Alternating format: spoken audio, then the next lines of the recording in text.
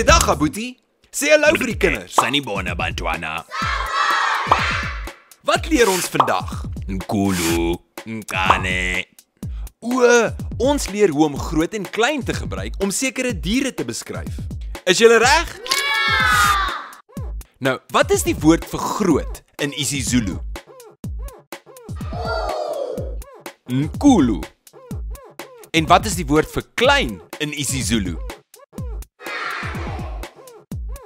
Nkane. Die woord vir groot, nkulu.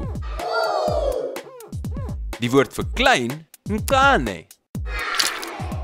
Nou, om te sê groot olifant, sê ons indlovu enkulu. En om te sê klein olifant, sê ons indlovu enkane.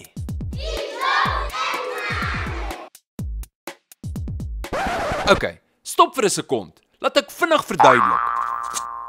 So, indlovu beteken olifant en nkulu is die woord vir groot.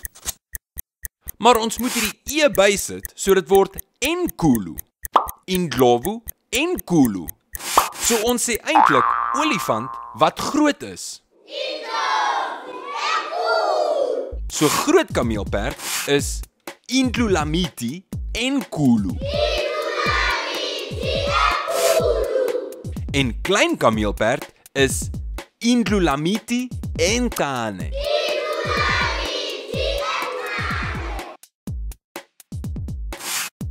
Groot aap is Inkawu enkulu.